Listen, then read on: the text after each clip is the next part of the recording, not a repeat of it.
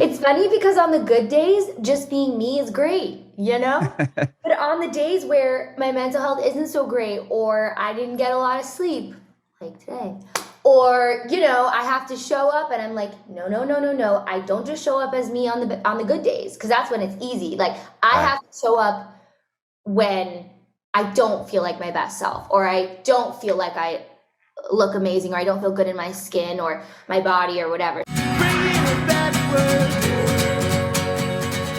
Awesome. So again, I'm Adam, and this is about you and your journey in music, and we'll talk about the new song that you just released, which is awesome. I've been listening to it all morning long. I love the hook.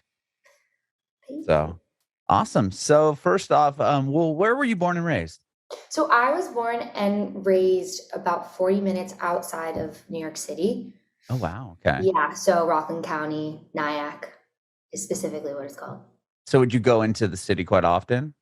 Yeah, so growing up, I'd say when I was maybe in 10th grade, I started going in by myself and maybe, you know, going to a recording studio or something, but it was very much Ah, still an adventure.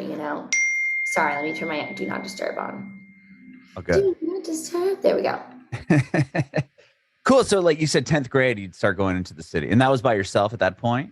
Yeah, and I would meet my brother because my brother was always in and out of the city. And Hmm. for those who don't know, my brother is also my manager, and he's also an incredible songwriter. So he started going into the city and playing gigs and doing sessions way before I did. Okay, older brother. Yes, yes, Okay. yeah.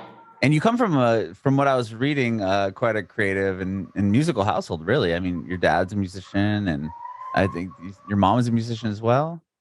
Yes. So growing up, I always say that I was really musically inclined Okay. because my dad was a bass player and a violinist, and my mom sang and was in theater, and my aunt and uncle are in a band, and my grandmother and my grandfather on both sides were really musical.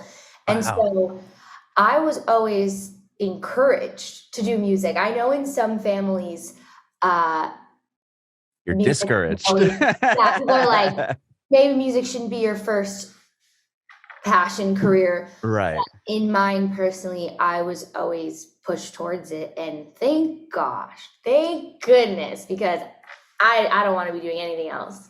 That's awesome. Yeah. A lot of people don't have that like support when it comes to like a creative endeavor like that. It's like, yeah, that's a cool hobby, but how about you go to school to do something that you're probably not interested in? Right. No, so I had the exact opposite, which was when I was, do you mind if I go on a little rant here? No, this is the point of Okay. this. So, so when I was in 11th grade and I was applying to colleges, I kept saying to my mom, I want to go into a helping profession. I want to go into a helping profession, nurse, therapist, psychologist, some type of mental health help, Uh-huh. right? All I had was help.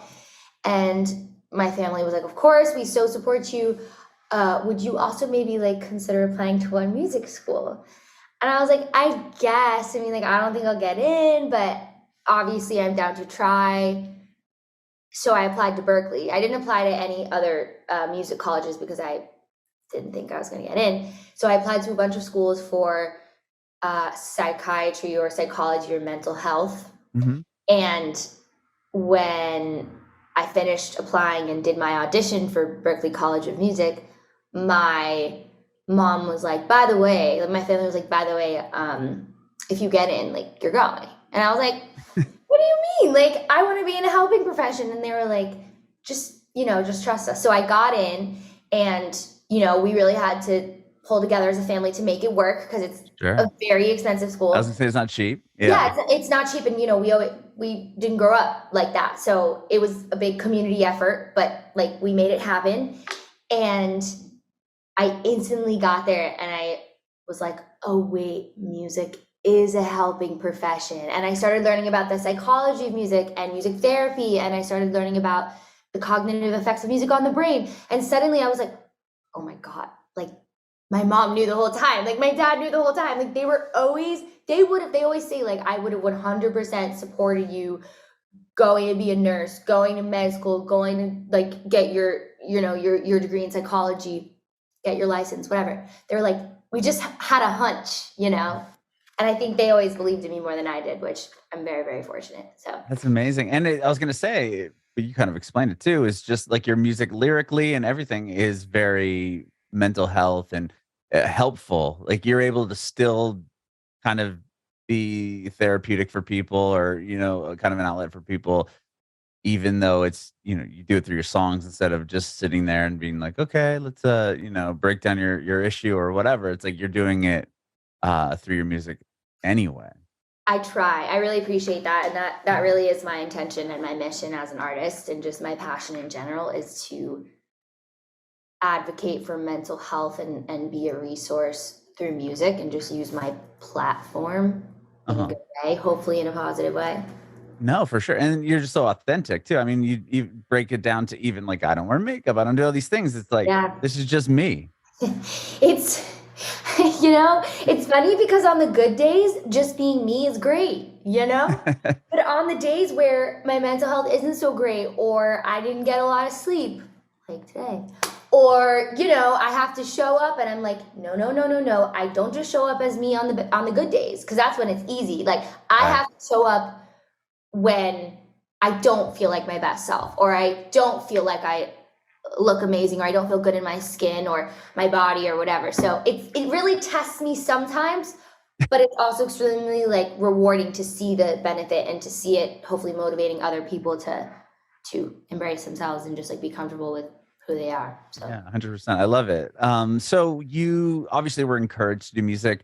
For how early on, like, were you put in like piano lessons as a child, or yeah. bass, maybe violin from dad? You guessed it. Yeah. So I started classical violin when I was 10. Oh, okay. And that was my training all the way up until I was 18. So I did like about 8 years, and I kept going through college. But classical violin has played a huge role in my music, like a huge influence. I play strings on some of my own tracks. Hmm. I love cinematic music. I love any music that incorporates the violin. It's become such a big part of who I am. But yeah, I started when I was 10. And then when I was 12, my babysitter actually taught me my first chords on guitar. And then my dad helped me out, of course. Okay. And my mom was always singing to me. And so I like to say I started my musical journey when I was 10, but by no means was it a profession at 10. Well, sure. Well, at 10, I mean, even learning violin, you said you did that all the way into college. Was that what you went to Berkeley for? Was it No, so to play violin or no? I stopped taking lessons after high school, and I went to college primarily for voice and songwriting. And Oh, then cool. I studied music therapy for a year, and then discovered, right, like the healing parts of songwriting. And then I Hmm. switched gears into songwriting. So it was mostly voice. Like once I went to college, it was, yeah, mostly just like, Okay.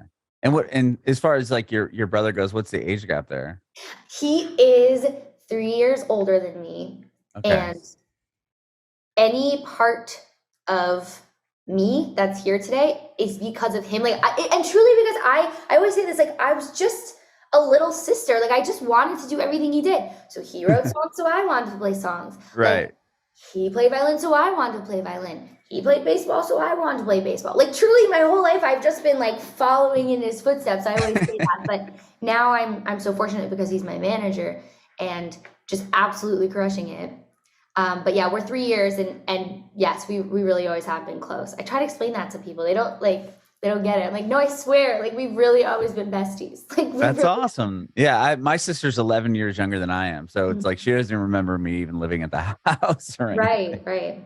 So our relationship was strayed for a lot of years until, more recently. But that's so awesome. I always wish I had that. Like to have, a sibling that close and somebody and doing things that you were also interested in. Was he in a band or anything? Like would you He or was. I'm so not would you gonna. like go watch him play and Yeah, everything I'm as a not gonna kid? leave the name for his own. Yeah, yeah, no worries. For his I was own. just curious. But yeah, he was in a band.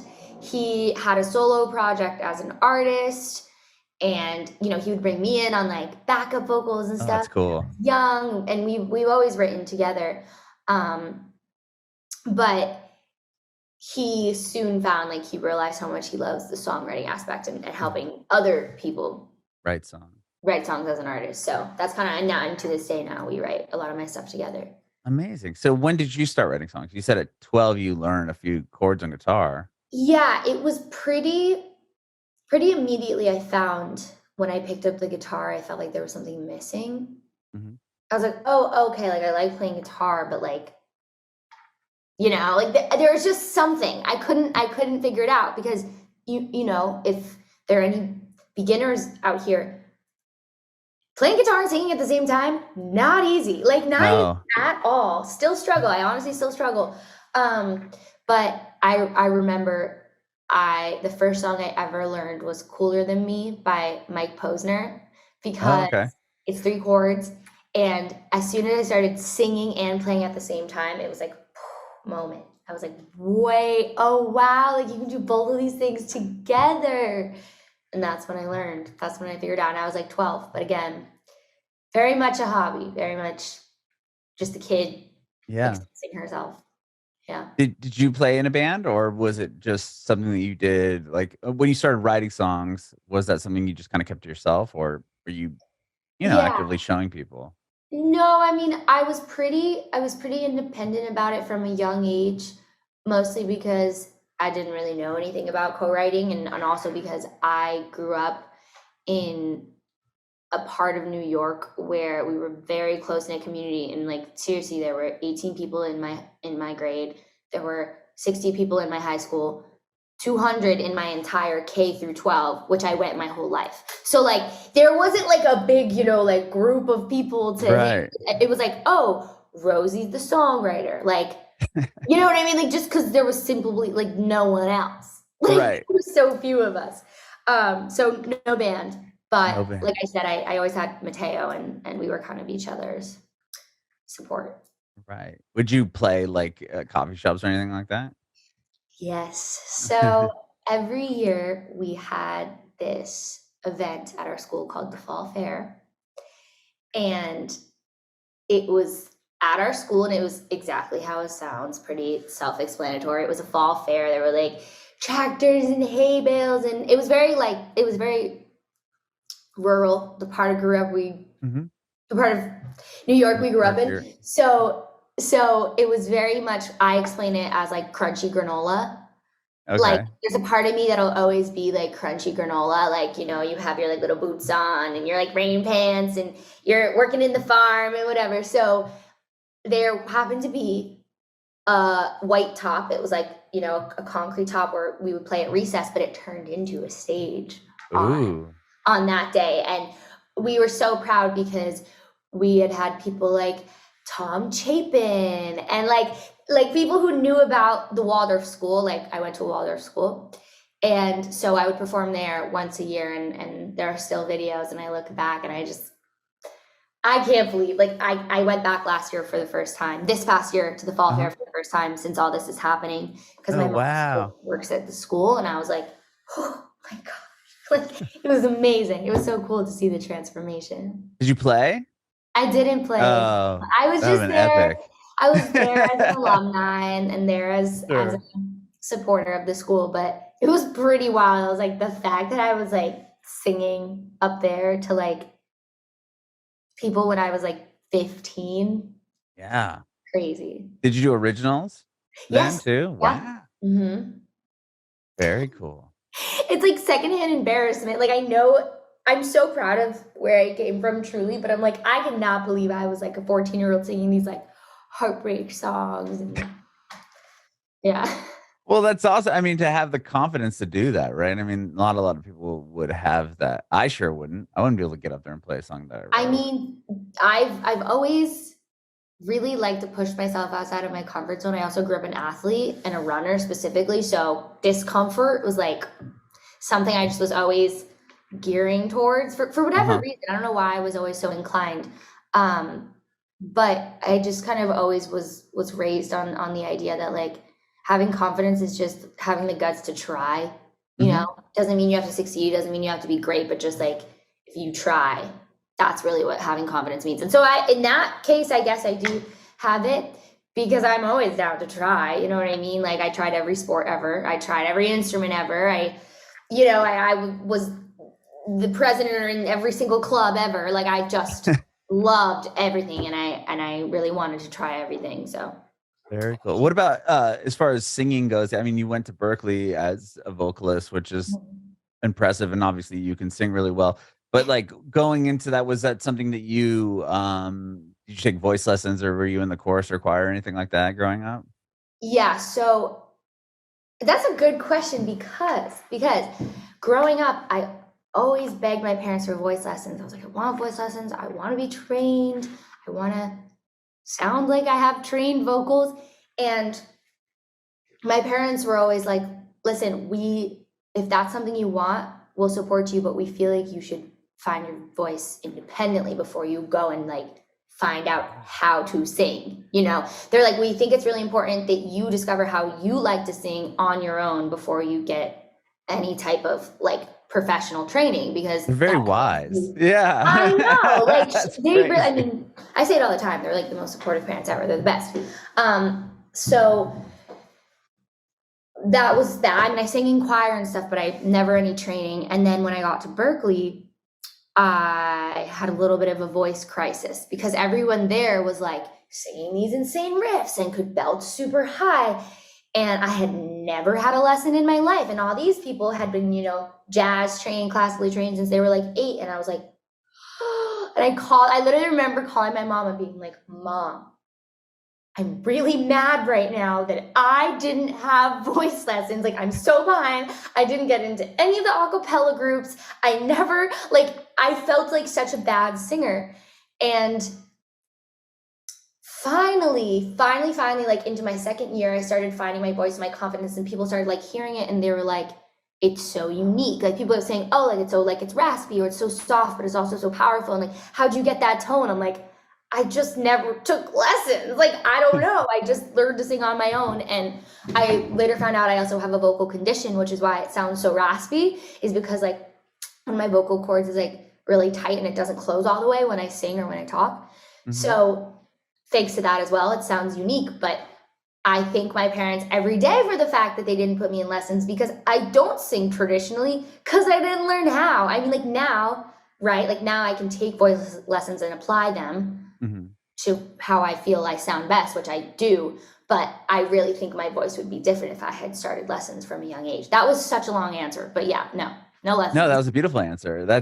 And I love the rasp to your vocals. I think there's something so cool about like the female vocal that has that like grit kind of to it. I appreciate that, and I've never smoked a cigarette in my life. That's always the follow-up question. They're like, tell me, like, are you? I'm like, so are you like a pack a day? Or right. I'm like, no, it's called vocal tension dysphonia. Like me and Florence Pugh are out here with these like raspy voices. Just born gifted. You didn't have to smoke your way into it. Right. She had something called, what was a trachea, something with she had like something in her trachea. I learned this because I was so curious the other day.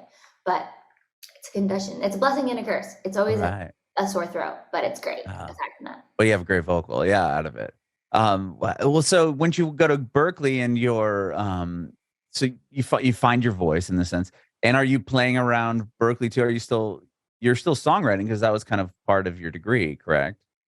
I really tried, and like I said, I got into a couple of like the Berkeley like created events, but I didn't get into many of them. Like you have to like apply, you have to audition, and I didn't get into a lot of them. And so it wasn't really until my second year that I started thinking about performing outside of that. So like the Middle East upstairs or downstairs is like a venue in Boston that everybody knows. And there were house shows in Alston, and I only ever got to play one. And then I had plans to play a second one, and then the pandemic hit. So wow. I had plans. I had so many plans, and then 2020 happened. So you were in college when 2020 happened? I was a sophomore, yeah. Oh, bummer. So then what? You have to move back home? Yeah. Yes. It was such a difficult time, but it really forced me to quite literally sit in my room for 8 hours a day and write songs. Because what else was I gonna do? Like, I was back home with my parents. School was not, a thing. Not happening. Both my parents are really high risk, and so there was no going out and seeing anyone. This was pre, vaccine, pre all that. So I just literally sat in my room all day. I may have gone a little crazy, but all of these songs, like all of those first songs from 20 Milligrams of Happiness, which is my first EP that dropped a couple years ago, those were all written in my room, like by myself in the pandemic. Did you record them all in there as well? Like, was all that done kind of by yourself in your room? So it's funny because I was under the impression that once I went to LA that I would be completely recutting a lot of these vocals. And some of them I did, but some of them, because I was like in the midst of like a deep heartbreak, and like I was so going through it, the vocal takes that I got in my room with my Audio Technica USB mic, which is, may I just say, like perhaps the most beginner mic you can like possibly get. That's all I'm gonna say. No hate, but I somehow like never the one. Those are those vocals from my room, from my like little USB mic. Like there are parts of Screaming Underwater, parts of all my favorite songs that like my producer, Noah Conrad, who did the whole thing, he was like, just keep them. He was like, why would you replace that? Like that's such raw emotion. I was like, okay. Yeah, I've had other artists on the podcast that have said similar things where it was like, yeah, I recorded this in my closet with this $20 USB mic, but when I went into the studio to try to recreate it, I just couldn't do it. Like, so I always found that fascinating where it's like you're almost becoming inauthentic if you're trying to re-record something that you captured already. I think a lot of it too in those first takes is exhaustion, because if you just wrote a whole song, right, whether you're in a session or by yourself or whatever, like that is not an easy task. I have so much respect for songwriters and artists and just anyone who does a session, producers, etc. But I find that if I don't like track my song after I finish it, it's not the same, right? So after this entire process, it's like, okay, now let me bare my soul into these vocals. Like most times, I don't know if any other artist relates to this, but most times I'm like, I'm so exhausted. Like I have no walls up. I have no defenses. I'm just gonna sing what I feel, because usually by the end of a session, it's pretty vulnerable, it's pretty exhausting. And so I think a lot of that is what happened on that album. And also on my upcoming EP, a very similar thing happened where I cut them. And I remember sometimes being like, we can get more vocals like day 2, and just these producers being like, no, listen, like, especially my good friend Johnny Shore, he was like, no, listen, like, we're gonna get these. Like, it was the day after a breakup. They're like, listen, just trust us, like, we're gonna get these. Yeah, like perfect timing. So right. He was so right. Like they sound better than anything I could ever do now. But wow. Yeah. Well, so are you in LA now? New York. Oh, New York. Okay. Okay. So even putting out that EP, is that obviously you put songs out and then you had a moment on TikTok. That was before the EP came out? Yes. Okay. And was that kind of your first big, like, whoa, like here's a big validation? Yeah. I should be doing this? Yeah. It was September 2020.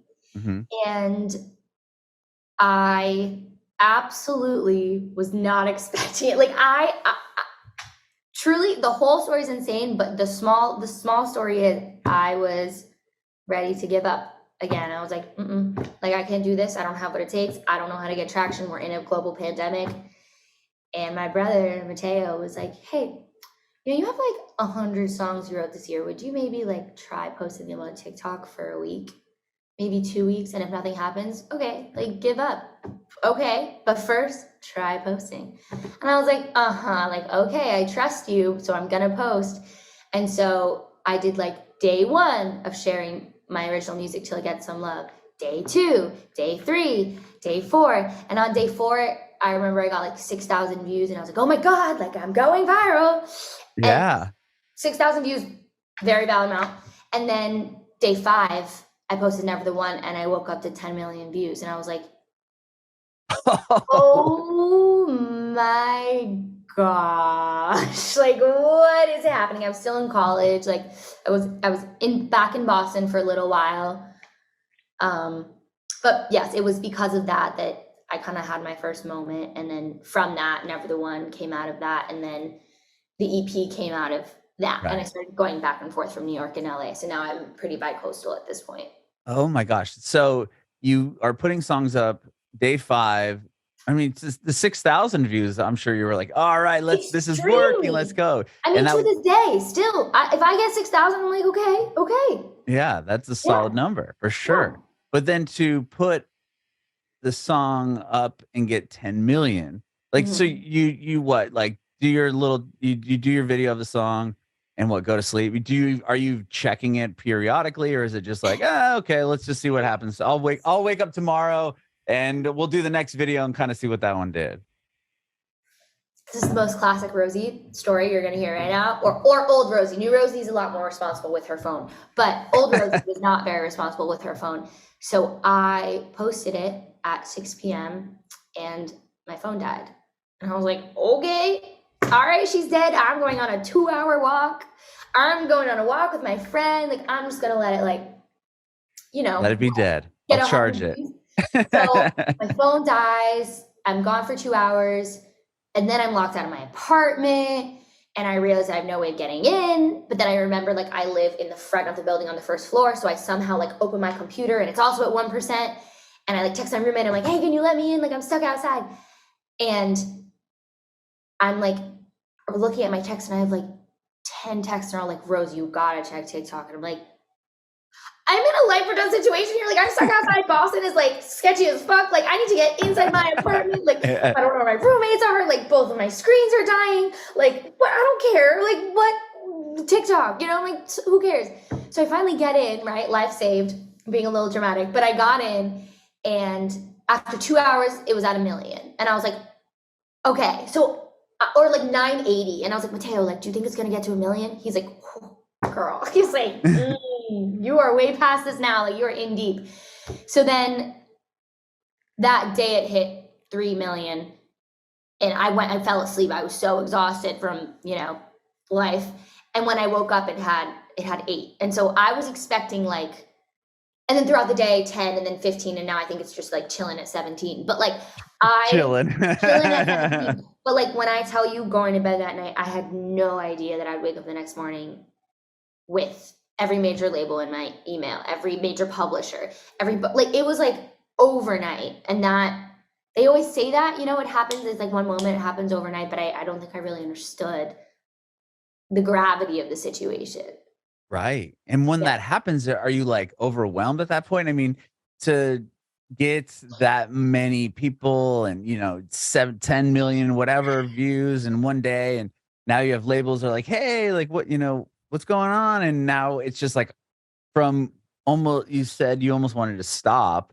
I did. I was ready to quit. Yeah. And then your brother's like, just post something for whatever, 2 weeks. And then 5 days in, it's like, it works. Right. And now all these people are like flocking to you. Like, how do you even handle that? Are you just like, like, I wouldn't even know how to juggle that. Yeah. I need to clarify also, I wanted to quit. The reason I wanted to stop was because I loved music more than anything, but it was really painful feeling like I wasn't enough. It wasn't because I didn't love music, it was because I loved music, and it just felt like it felt like it wasn't working out. And I felt like trying to get into the industry and trying to get hype and trying to get like noticed, it felt like I was untalented. So that was a me thing. That was a me problem. But I always specify that, like, I wanted to stop because I loved it so much and it just hurt. Anyway, I have never cried more in my life than the week or the month that Going Viral happened. And I know how privileged it sounds. And I know how privileged I am that I was able to get such a huge platform overnight. But I had literally come from the smallest community ever. And suddenly millions of people were like, oh, like the girl who wrote the song that counts from 10 to 1. And suddenly it was like, who are you going to sign with? And, label meetings and presidents and throughout it, like my base level was gratitude, and you know it still is to this day. Like my base level was like, I'm grateful to be here, and I'm so lucky that I get this chance, that the algorithm picked it up, that I wrote the song and posted it at the right time, right? Like my base like emotion was gratitude. But everything going off of there was like, oh my God, what the fuck, so many big decisions. Oh my gosh, like these are major life-changing decisions. Am I gonna have to drop out of college? I did. Am I gonna have to move out of Boston? I did. Like everything changed, and I could feel it. I was very perceptive to the fact that everything was changing, but it was everything I ever wanted. So then there were also like happy tears in there, and I was like, oh my God, like signing a deal, like flying, now I get to fly to LA, and just it was the biggest whirlwind of emotion. So when I say I cried, which I'm not always a big crier, so that says a lot, but it was such a big experience. There were so many big feelings involved. Oh, for sure. I can't even imagine what that would be like. And then, I mean, it wasn't like that song, was just it, and then you kind of fell off, right? I mean, and that's what I would have, I would have that thought in my mind, like, okay, this moment happened. Now all these people are, paying attention to me. Now the stakes are higher, and like, am I going to be able to, deliver a second song? And you did, obviously, but not only that, but to get people to leave the TikTok app and go on Spotify and stream the song. Now it's at like almost 35 million streams, which is a huge, I mean, that's a huge accomplishment in itself. But like going after that's all happening, and you're getting these meetings and this, that, and the other thing, like, were you concerned about like, will the next song do this? Or is it going to be, am I going to feel kind of back to where I was?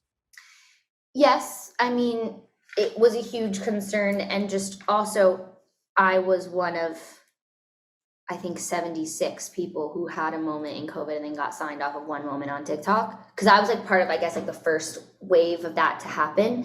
And so it was pretty uncharted territory. Like we didn't know that there was going to be a huge drop off. We didn't know if I would have a sustained career, like there were so many questions, but the way Mateo and I looked at it is we were just like, okay, our analogy is it's not a marathon. It's not a sprint. It's a marathon. So in running, right, it's all about endurance. Like you're not going to run at the pace you're going to run a 100-meter sprint versus running 26 miles. So every decision we made based on it being one we would agree with, and hopefully it would sustain us long term. So that was like our first decision, right? It was like, okay, whatever decision we make, it's not going to be about how much money. It's not going to be about like how it feels right now. It's going to be, how is this going to help us in a year, in 5 years, in 10 years, in 15 years? And so first, just making decisions like that set us up really well, because we got the best team ever. Like we really now get to work with people we love, and I love Arista, and I love Warner Chappell, and I love my lawyer and my agent, and just everything we chose on the basis of the idea that like we'd be working with them for years and years. This is not short term. And so obviously there was disappointment when, Retail Therapy came out, the next song, and it got, less streams, and it got 1 million views on TikTok, which at the time I was like, oh, like only 1 million, which I would kill for that now. I would kill for that now. But the hype definitely went down. But it's just about, once you get to the mountain, it used to be, okay, now you're on the mountain and you stay there. Now it's like, you get to the mountain, you go back down a little bit, get a new mountain, go back down a little bit, new mountain, until you start to like get long-term growth that looks like this. But yes, it was and is a concern, like wanting to be legitimate and feeling like a legitimate artist. And I'm feeling like 3 years out now that I'm starting to be perceived that way. And I'll say you're 100% a legitimate artist. Thank you. And I feel that way. I mean, like I said, when I went viral, I had 100 more songs in the vault. Like it was not like it was just, oh, this is my one song that I wrote. Right. Oh, here's 100 more. So it felt good to also have a catalog. So when we sent out to like labels, or we were talking to people, it was like, oh, here's 15 songs that she also wrote this month. You know what I mean? Yeah, it wasn't like, oh, all these people are coming to your door, and you're like, well, actually, I just kind of made that up yesterday, and I don't know. You didn't have any backlog of anything, right? It was like you have this whole life of music prior to that moment. You were like, you set yourself up So when the moment happened, you were there and ready for it. Exactly. Right? We always You're say prepared. like, there's no such thing as overnight success. A moment can happen overnight. Like I had a moment that happened overnight, but I started putting in that work when I was 12, you know, Right. like I started going to college and studying music when I was 18. Like, it's not like that was just counts for nothing. Right. It wasn't an accident that you just put the song up and people started to Right. resonate. Like 10,000 hours, like 10,000 hours for real. Right. Yeah. And I mean, and you said like your retail therapy it had 1 million. I mean, it's still 1 million plus on Spotify. It's 4.5 million plays. I mean, and all this other songs on the album. I mean, the songs on the record are all of them pretty much have like 1 million or more. So it's like people stuck around and dug what you're doing enough to want to check out other songs and stay as a fan of, instead of just, oh, that's the one song. It's like, oh, I'm a fan of this person and I like the other songs that Rosie's done as well. I mean, that to me, that's one of the many reasons why I'm so grateful for any fans that I may have, is because not only are they fans, but a lot of them have been fans and they stuck around. And that just means so much to me. And a big part of who I am as an artist is I just want to meet everyone. I want to interact with everyone. I want to be on friendly terms with all these people, because it's like, if you just support me, like by you just simply supporting me, I just want to simply support you. And I don't know how to do that, but like, I really want it to feel mutual, because it's so amazing that people take hours out of their life to make, fan accounts and travel from so many crazy places to see shows and to stream my music. And it's not little, like it's not little at all. And I really do never take it for granted, because it's so lucky that I even have one monthly listener, like even to have one person that loyally listens is so fortunate. That, isn't my parents. So yeah, every little, uptick, every little number, every like little fan, it definitely doesn't feel little to me. I definitely For sure. feel it. Yeah. So I want to hear about the new song, because like I said, I've been listening to it all morning long. Someone You Once Had. I love the hook is awesome. Like, tell me a little bit about this song. Yeah, so I wrote that with my favorite producer / writer duo. Their names are After Hours, and they did a lot of the One Direction stuff. So that's, if you know who they are, like I usually say that. And going into the studio again, I just happened to have an LA trip right as I was going through a breakup. And it was the biggest blessing in disguise, because I got, a whole project out of it. But I remember that day I showed up to the studio and I was like, guys, like, listen, I want to feel sorry for myself today, okay? Like, me and this person broke up yesterday. I feel terrible. I don't have any positivity in me. Like, if you meet me, I'm a pretty positive person, but like, I was like, I don't have any in me. And they're like, what if you wrote a banger about like how much better off you are? And I was like, I don't think you hear me. Like, I just said, it was like completely opposite of what I said. And they're like, no, like, you have it in you. Like, imagine if you took this pain and you turned it into like a Your Loss kind of song. And I was like, okay, like, all right, if that's, like, I really trust them. And that was my first time working with them. But even so, like, there was this innate trust. And they said, they were like, we really want you to find your power in this instead of just feeling sorry. And I was like, okay.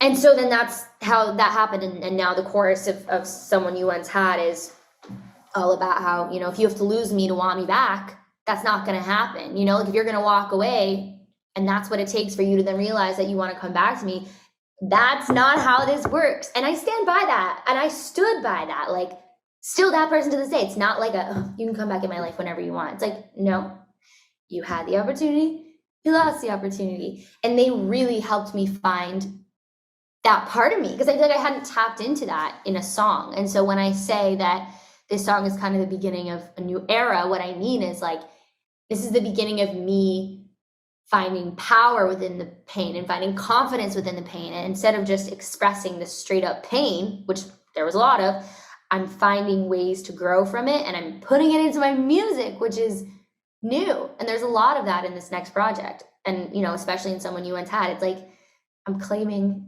my power, you know? You kind of mentioned earlier that we were talking about the mic and, you know, authentically reproducing those feelings when you were singing certain songs. Like going into this EP, you get to LA to work on the EP, and you said you were fresh breakup. And was this song the only one that you wrote that day, or like was the EP kind of put together quite quickly just because you're tapping into that moment? That week, a couple of the songs happened. A couple of the songs from the project happened, but you know, like I said, like that was the beginning of me realizing just like how I was able to turn pain into learning and confidence. And so from that, like Someone You Once Had marked that, but after that is when I really began realizing the theme of the project, which is not heartbreak at all, but just healing, like growing, finding myself, like actually loving myself for the first time. Like, so that really, that did start it. That was definitely what began my vision for this project. Okay, so there wasn't really like a project in mind, maybe, or it was just kind of like, I'm just going to go out here and write. And yeah, due to that song, it sparked the concept. Yeah, exactly. It's like we knew there were some songs that I had written previously that we wanted to be on the project. We knew that we hadn't gotten them all and that we wanted to write more, but we hadn't really honed in on the theme. We hadn't really honed in on the overall purpose, you know, because the last project was 20 Milligrams of Happiness, which is all about mental health and heartbreak and learning about, you know, taking prescription medication for the first time. And just, it was very me oriented or you oriented, because it was like, you hurt me, you broke my heart, you ruined all my favorite songs. And Right. This one now is very me oriented and it's very healing. It's like, this is how I feel. This is what I want. You're someone I once had. Okay. Yeah. You flipped the script. Yeah. So you just like I know it's someone you once had, but like, you will see like a lot of it is more me oriented and just towards finding myself. So that was really the moment, that song, that we were like, like I see where this is going. Okay. And you talked about having vocal takes that maybe you didn't want to redo. Like what like, can you tell me a bit about like that part of putting together the EP? Yeah. So one of the biggest lessons I learned and have been learning for years, but specifically throughout this EP, is that there really is no such thing as perfect. And as a chronic perfectionist, that was a tough pill to swallow, because in my earlier records and even in my earlier EP, it was like everything had to sound perfect. There couldn't be any type of like notes that were out of tune, or I sang a lyric wrong, or like I was so fixated on everything being perfect. Mm-hmm. And then I started to get into this project and I started hearing these little imperfections and I was like, wait, that sounds really cool. Like where there's like a break in my voice, or like where I sing a little bit out of time, but it's because I'm being super emotive and I'm singing with so much emotion. And so it was this project where I really learned to embrace all of these, you know, what I would call like musical quirks or imperfections. And so like there's this one song, it's not out yet, but like I said, this producer, Johnny, he was like, listen, I think you should get the whole take today. I think you should do it now. I think you're in such an important like state emotionally, and it's important to really get this down. And as much as I heard after, there were parts that I was like, oh, like maybe I changed that, or oh, like maybe I could redo that better. Overall, like the overall song was so powerful from that first take that we only after went in and did backups and stuff. Oh wow. Yeah, because you felt like you couldn't recreate the same. And the emotion. same thing with, I would say, almost every other song on the project, is that a lot of them were day ones, because I just realized I was like, it's not about perfection. It's really not. It's about emotion. It's about feelings, you know, what makes you feel the most. Right.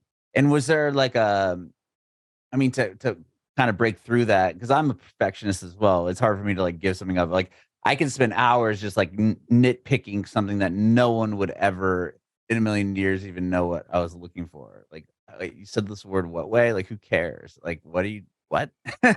Like, was that something that must have been difficult to do?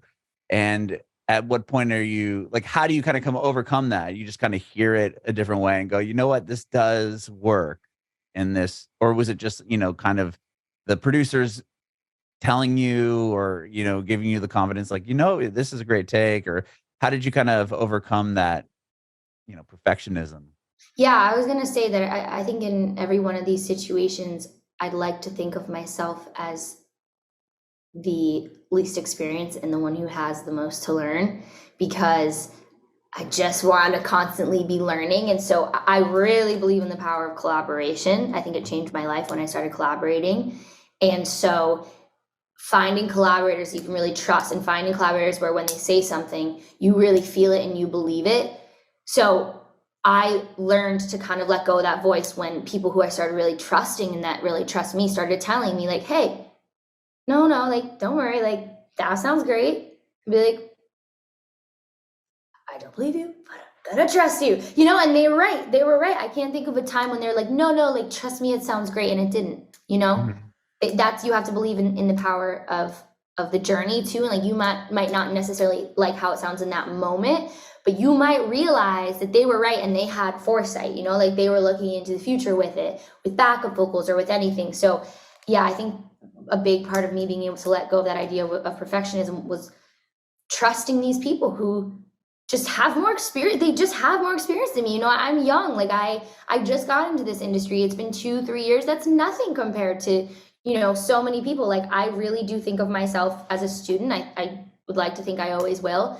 And, here are these incredibly experienced producers, songwriters, etc. Like, who would I be to not trust them? Sure. Yeah, but Yeah. I could see how it would be, since it's your project and your voice and your songs, like, okay, like wanting to be a little bit of, I would be the same way, like, but Controlling. Yeah. yeah, you don't Yeah. want to control the situation, but instead of you just like let it go and let somebody else kind of take the reins for a minute, you come up with something really Yeah. great. And I think too, with control specifically, I'm just a bundle of anxiety. I just have anxiety. I've had it my whole life. And such a big part of anxiety is trying to control what you can't control, Mhm. trying to control things that simply are out of your control. And so again, that was a huge lesson for me, because as soon as I figured out, like, I don't need to be in control of all of this. This is actually why you hire people, or you have collaborators or a team. Like, this is actually for you to let go of some of that. Right. Like, this is actually supposed to be a weight off your shoulders. And so, like, as soon as I started really seeing it like that, and, working with my therapist and all this other stuff, like, Yeah. control became a lot more fun, because it was like, okay, here are parts that I can control. Like, what kind of delivery, what am I going to deliver into this vocal take? What kind of ideas am I going to bring to sessions versus what exact chords does this have to be in? What does the production have to be exactly? Like, really, like, loosening up a little bit. I think that was really the best thing that ever happened to me as a creative, because nothing about creativity is linear or controlled, in my opinion. No, 100%.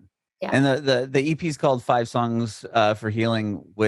And was this like, like you had the one that you just released, someone you once had, and then that kind of sparked the, idea, or the concept coming forward for the album. And then does each song focus on a different storyline, or is there like a full, like, over, like, umbrella like concept through the whole thing? Yeah. So when people talk about healing, to me, I always associated it with positive emotions. Like, I've healed, like, I've bloomed, I'm a flower, I've grown, Mhm. like, I'm just killing it, like, I'm healing. But I think there are other parts of it that people don't talk about, which are the growing pains and the, the aches and the losses and all of the sad parts of healing, because, like, if something's broken, you got to lose some things to fix it. You can't hold on to everything. And if you want to fix something that's broken, like, things gotta let shit go. And Mhm. so basically, this EP is just a combination of all the emotions that come with healing. So whether it's healing my relationship with my body, healing my relationship with my mental health, with heartbreak, with someone else, right? Like there are all these different, I like to call them like mini themes within the big theme, which is healing. And so it's just really, because I have quite literally been healing so much over this past year, it's just about exploring all the ups and downs, especially the downs that come with it, because I think, especially in this day and age, we've really painted a picture about healing that it's this like wholesome and like aesthetic thing, and like it can be really intense, and it mostly is not easy, it's mostly difficult, and I just really wanted to shed light on all the parts of it, not just, you know, the like happy girl healing parts of it. Yeah, I like that a lot, because when it comes healing, the when you are like not healed, but to a certain point, when that's the image you want to pursue or show, like, oh, I'm healed, I'm here, I'm great. But it's like all the work that you did up to that point is all hard, right? Well, yeah, I mean, it's not, there's no reward if you didn't work hard for it, you know? Right. I love it. Well, I appreciate your time today. Thank you so much, Rosie, for doing this. Or thank you for having me. Yeah, I love your music. I love the current single that you just put out. I can't wait to hear the rest of the EP. Your merch is dope too. I will say. Yeah, I really like that hoodie.